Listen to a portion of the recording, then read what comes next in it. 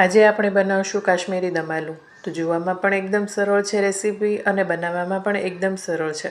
તો પૂરો video skip કર્યા વિના જરૂરથી જોજો, સેમ મારી જેવી રીતે બનાવવા માટે। તો અહીંયા મેં ડુંગળી, આદુ, મરચાં, લસણ, ટમેટાં અને કાજુ લીધા છે ગ્રેવી બનાવવા માટે। તો આ ગ્રેવીને તમે બધી જ પંજાબી રેસિપીસમાં તમે ઉપયોગ કરી શકો છો। એકદમ સરળ રીતે એક જ જારની અંદર તમે ફટાફટ એક જ વારમાં ગ્રેવી તૈયાર કરી લેશો।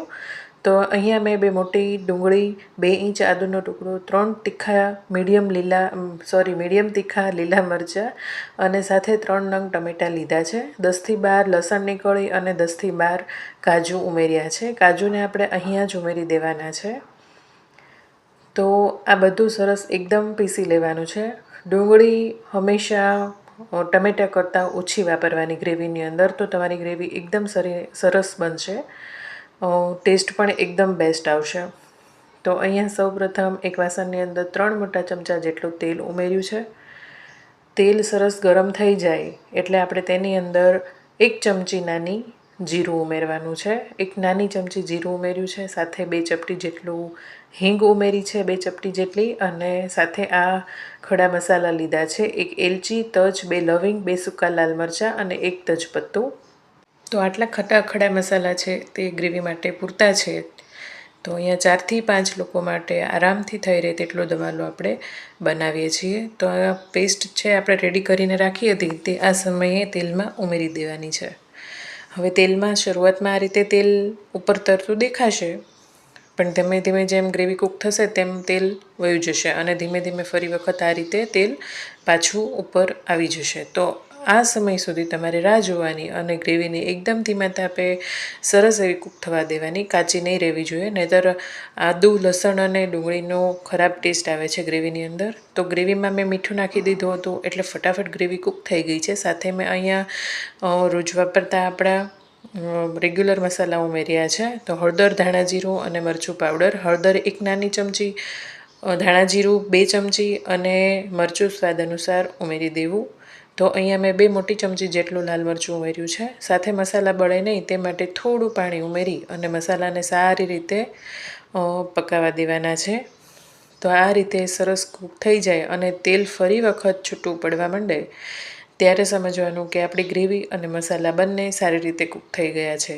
તેલ છૂટું પડવું ખૂબ જ જરૂરી છે, તેનાથી તમને સમજાશે કે ગ્રેવી સરસ ચડી છે, પાકી ગઈ છે કે નહીં। તો હવે આપણે અહીંયા અડધાથી ઓછા ગ્લાસ જેટલું હું અહીંયા પાણી ઉમેરું છું ગ્રેવી કરવા માટે। તો ગ્રેવી પહેલેથી જ થોડી પાતળી રાખવી, જેથી દમાલામાં જે ગ્રેવી કોરી થઈ જવાની ટેન્શન આપણને હોય છે તે ન થાય। શરૂઆતમાં આવી પાતળી લાગશે પણ ધીમે ધીમે તે ઠીક થઈ જશે, કારણ કે આપણે કાજુ ઉમેર્યા છે અને હજી તેમાં મલાઈ પણ ઉમેરવાની છે રીચનેસ માટે। તો અહીંયા મેં કસૂરી મેથી ઉમેરી છે 1 ચમચી જેટલી, તેનાથી ગ્રેવીમાં સ્વાદ બમણો થઈ જાય છે। તો આ રીતે કસૂરી મેથી ઉમેર્યા બાદ એવરેસ્ટનો કિચન કિંગ મસાલા હું વાપરું છું ગ્રેવીમાં, તો તે અડધી નાની ચમચી જેટલી મેં અહીંયા ઉમેરી છે। તમે ગરમ મસાલા જો વધારે વાપરતા હો તો થોડું વધારે પણ નાખી શકો છો। તો આ રીતે તમે જોઈ શકો છો એકદમ ગ્રેવી સરસ આપણી કૂક થઈ ગઈ છે। તો ગ્રેવી તૈયાર છે। તો આ ગ્રેવીને તમે બધા જ શાકની અંદર યુઝ કરી શકો છો। પનીરનું શાક બનાવો કે પછી કોઈ ચણાનું શાક બનાવો તો આ ગ્રેવી બધે જ ઉપયોગમાં આવે છે અને આ રીતે બનાવશો તો તમારું કામ એકદમ સરળ બની જશે। તો સાથે મેં 2 મોટી ચમચી જેટલી મલાઈ ઉમેરી છે અને અહીંયા બાફેલા બટેટા મેં તૈયાર રાખ્યા હતા તે ઉમેરી દીધા છે। અહીંયા મેં મીડિયમ સાઇઝના બટેટાને વચ્ચેથી કટ કરી અને આ રીતે ઉમેર્યા છે। તમે નાની સાઇઝની બટેટી પણ અહીંયા ઉમેરી શકો છો। તો આ રીતે આપણી ગ્રેવી હજી બટેટાની અંદર મસાલો બરોબર ચડ્યો નથી, તેના માટે ધીમા ગેસે 4થી 5 મિનિટ હજુ પણ આપણે રહેવા દઈશું અને પછી આપણે તેની અંદર થોડી કોથમરી ઉમેરશું। તો અહીંયા મેં કોથમરી ઉમેરી દીધી છે અને બધું સારી રીતે મિક્સ કરી લઈશું।